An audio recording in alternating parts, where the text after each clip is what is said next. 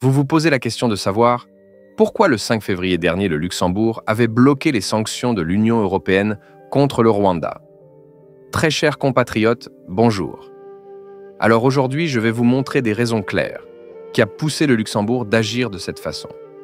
Après tout ce moment de recherche, vous savez déjà certainement que le Rwanda viole sans vergogne la souveraineté de la République démocratique du Congo. Vous savez que Kagame soutiennent des milices qui pillent les ressources dans le nord et le sud Kivu et alimentent un conflit sanglant. Et que fait l'Union européenne dans tout ça? Bien que les parlementaires européens avaient voté à une très large majorité, la résolution du 13 février 2025 sur la situation sécuritaire en République démocratique du Congo. Une résolution qui disait clair la condamnation du Rwanda et demandait clairement l'annulation de l'accord scandaleuse de minerais critiques signé entre la Commission européenne et le Rwanda en février 2024. Un accord qui transforme l'Union européenne en statut d'un receleur de matériaux volés systématiquement en République démocratique du Congo. Toutefois, Bruxelles persistait toujours et refusait de faire tomber cet accord, pur encore lors du dernier Conseil européen. Le Luxembourg a quant à lui jugé bon de bloquer toute possibilité de sanctionner le régime de Paul Kagame. Et en réalité, seul le Luxembourg sur le 27 États avait pris le choix de bloquer les sanctions. Mais pourquoi cette position si étrange du Luxembourg? Voici la raison. Inspiré par le fait que ces deux pays avaient parvenu à signer un accord à la création du Kigali International Finance Center. Un investissement à hauteur de 9 millions d'euros signé depuis 2021 pour stimuler le secteur privé rwandais afin d'attirer les investissements étrangers.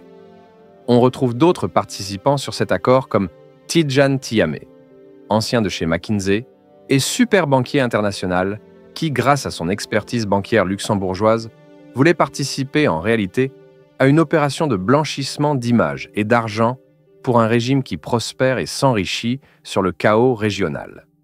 L'exploitation illégale des ressources naturelles congolais et massacre des populations de l'Est de la République démocratique du Congo qui date depuis des années. On apprend d'ailleurs dans la presse luxembourgeoise de ce jour que M. Xavier Bettel, ministre des Affaires étrangères du Grand-Duché du Luxembourg, se rapproche maintenant aux branches et qu'il ne s'oppose plus à des sanctions contre le Rwanda et ses responsables politiques. Mais alors, qu'est-ce qu'attend le Luxembourg pour se retirer de projets de place financière à Kigali? Pourquoi l'ordre du jour, certes provisoire, du prochain Conseil européen des ministres des Affaires étrangères de l'Union européenne, le 17 mars, ne mentionne pas la RDC? Et pourtant l'Union européenne doit sauver des vies, mettre fin à la guerre, à la misère qu'elle entraîne dans les populations depuis la signature de leur accord criminel avec Kigali sur le métaux critique.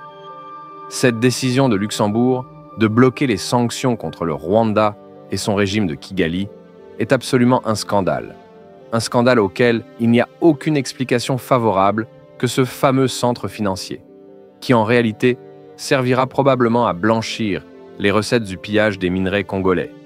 Alors si ce n'est pas le cas, pourquoi le Luxembourg continue à soutenir ce nouveau centre financier et pourquoi il s'oppose jusqu'à présent à des sanctions si ce n'était pas le cas?